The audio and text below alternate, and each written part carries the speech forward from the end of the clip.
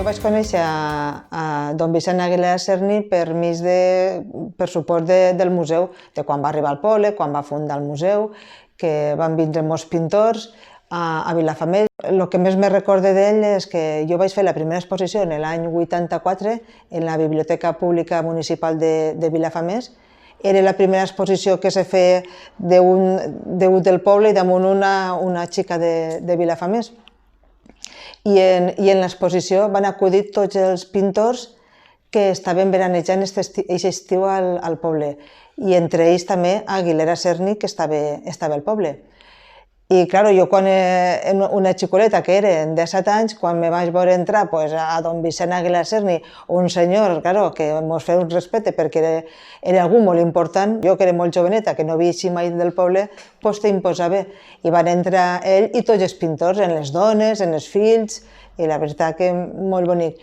Jo me recordo que ell va pegar la volta a tota la sala, veient l'exposició, i quan va acabar de veure l'exposició se va arrimar a alguns pintors que hi havia per allà i es diu: a esta xicoleta n'hi ha que ajudar-la, n'hi ha que pegar-li una espenteta, n'hi ha que ajudar-la perquè continuï pintant.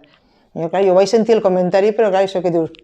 I de moment me diu, vine, aquest quadre me'l quedé jo. I jo me vaig quedar, com que se'l quedé? Jo me tremolava tot pensant que don Vicent Aguilera Cerny m'havia comprat un quadre. Diu, sí, diu, ara, tens que treballar molt i tens que ser constant, i tens que continuar treballant, diu que això no és un camí fàcil, Jo me vaig quedar, no sabia ni què contestar-li. Amat Bellés, Canta la Piedra, Nacio Bayarri, Custodio Marco, me van comprar també un quadre. I la veritat que va ser un detall molt bonic per part dels pintors i de don Vicent Aguilera, que això que van fer, la veritat. Jo ho recordo molt de carinyo. I de fet, alguna exposició que he fet o alguna cosa, sempre quan me la encontrava, sempre me preguntava: i continues, no? I tu vas fent, així no tens que fer? Vull dir que estic molt orgullosa d'això. Gràcies al museu van vindre molts pintors a Vilafamés, i entre uns dels que va vindre va ser Progreso. I Progreso passava moltes temporades llargues en Vilafamés, i com va veure que hi havia molts xavals al poble que ens agradava pintar, les va ocorrir muntar una acadèmia.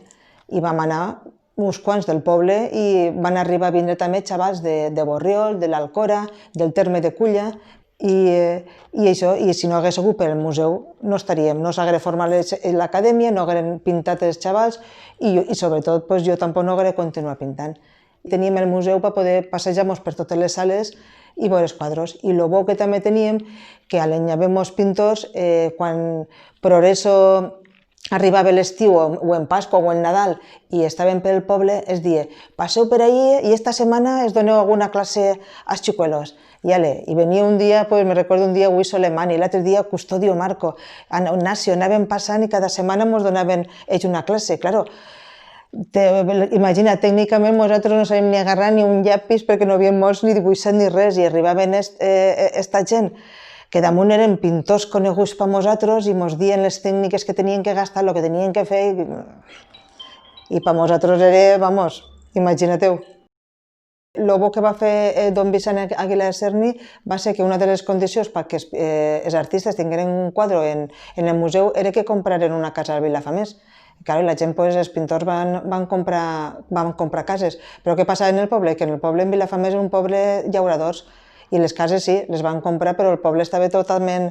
Les cases estaven fetes un asco.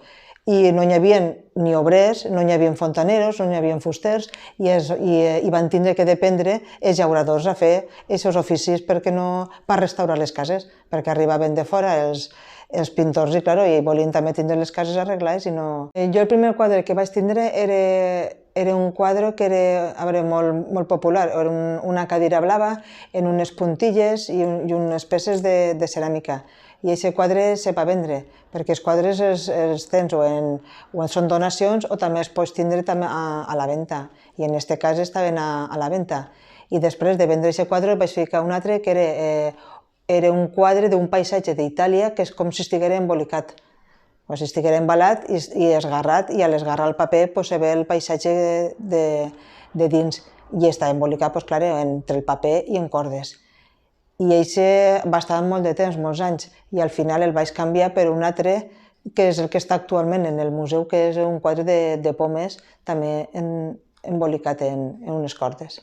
El museu en la meva carrera ha sigut el tot. Si no hagués sigut per el museu, jo no estaria així avui en dia pintant.